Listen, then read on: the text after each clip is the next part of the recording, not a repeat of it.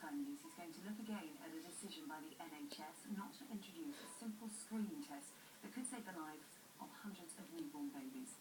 The condition, vasa previa, affects at least 1 in 2,000 pregnancies. That's one baby a day in the UK. However, 97% of babies will survive if it's diagnosed and they're delivered by caesarean. I will always be guided by the scientific advice when I make these kinds of decisions, but reducing mortality rates for children is a big priority. If we had the same mortality rates as Sweden, we would actually save the lives of 2,000 children every year, and so we always want to look at the evidence very carefully to see what we can do better. Well, Niki Cunningham lost her son Harry when he was just 1 day old after suffering vasa previa. She's at Sky News Centre for us. So, Niki, thank you for joining us here on Botley. Explain to us what happened to you. Tell us your story.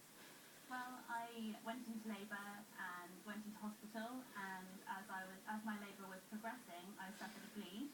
And when they were looking at what was happening, Harry's heart rate started to dip, and I was taken for an emergency C-section. By the time he was born, he lost such a lot of blood that he was just severely brain damaged, and a lot of his organs were starting to shut down.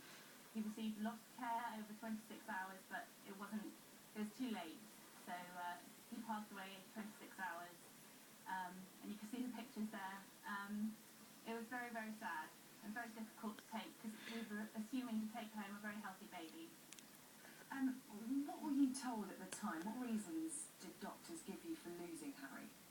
They told me, actually, that it was just one of those things. We suffered a bleed. It was something that couldn't be picked up, and that was that, really. So it was very difficult when I researched it a couple of weeks after we got home to find that actually it was a condition that can be screened for, but it isn't, because the NHS don't have it as part of their screening policies. Yeah, far from being unusual, I mean, this condition is conservatively estimated to affect more than one baby in the UK every day, more common than Down syndrome. But the majority of women will never even have heard of this. But you discovered that it can actually be diagnosed during pregnancy and quite easily. Exactly, and that's the thing that's frustrating. It takes literally 2 minutes, and it's just a case of using a colour Doppler to see the blood flow, and it's very easy to pick up. But the concern is that, women might be anxious during their pregnancy. There might be sort of C-sections that might need not to take place, and it's a cost issue, and that's what I find quite difficult. But I think that, women need to be aware of this condition so they can be aware of the risk factors and ask to be screened if they feel that they're in those risk factors. I do have to point out that you've taken this on. It's a very personal issue to you. You are a one-woman band on this, not got a big campaign behind you. You've driven up all the way from Exeter through the floods to get to London to speak to us today. Yeah. What do you want to see come from all of this? What's the ultimate goal? What would you like the government to do?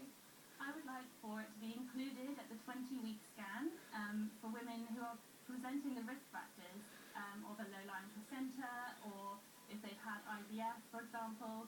There are a few risk factors, and I just want for those people to be screened so that they have the chance of going on to having a live baby rather than going through the trauma that my family and I have.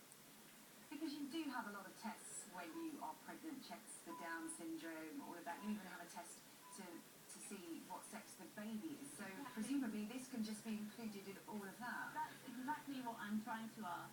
And, I've set up a trust in Harry's name, fundraising for the neonatal ward, but also to try and drive awareness of this condition and to try and work with the National Screening Committee to include this in the 20-week scan. And you mentioned there IVF. You undertook 4 years of fertility treatment, I believe, and you became pregnant using IVF. Given that, not me. No, I beg your pardon. But the IVF process, is that one of the risks associated with IVF? Yes, presumably, if you're paying a lot of money for IVF, yeah, you should be alerted about this risk. I wasn't an IVF